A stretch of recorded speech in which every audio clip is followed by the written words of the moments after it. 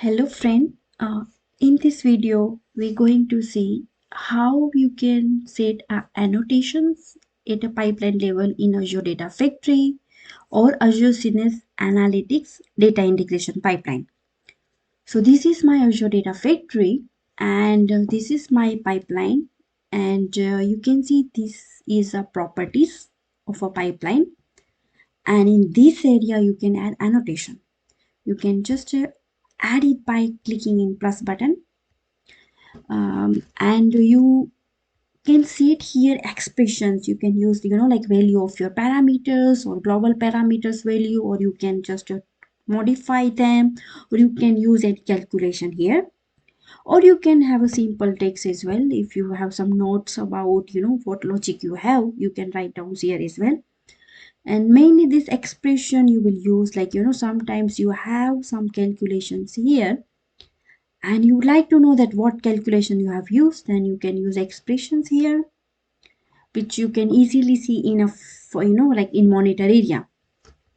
So this is expression, but you can notice here that there is a no any here any information regarding like hint regarding add dynamic content, like you can see in somewhere else here. For example, here you can see that, but same thing you cannot see in a here, but it will work. If you have expression, you can just use here and it will work runtime. So this is annotation. One more thing is annotation cannot be seen in during the debug mode, so you have to save your changes and publish your pipelines, then you can trigger it out. So you can add trigger now, or you can create new triggers.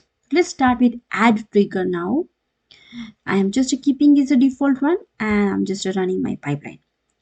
So you can see that I have a use expression here, but if you like to see that expression, after execution in monitor area, then you can use same expression in annotation, which I have did. I have used the same annotation, which is I have here. I have pasted the same value in here. So that is annotation. And now let's see, because my pipeline is successfully executed. So let's go to monitor and let's refresh it out. And this is annotation. So you can see that it has a two value, because I have a two annotation. I have a seconds and then I have a string as well. So it's comma separated value. And if you cannot see annotation here when you're doing first time, then what you can do, you can add annotation by just edit columns, and then you can have add columns here, and then you can select annotation from here. But we already have here, so you cannot see it in this area. So that's fine. Let's delete it out, and you can move your annotation by just here to like another position as well. So now I move into third position. It was a second position, but after clicking on OK button, you will see it's now in third position. So this is annotation. You cannot see at a debug level. You can see in a pipeline run in a trigger. Okay. So why you need annotation? Because it's help you to easily easily you can see here notes or important or relevant informations or any expressions which you have used at dataset or pipeline levels.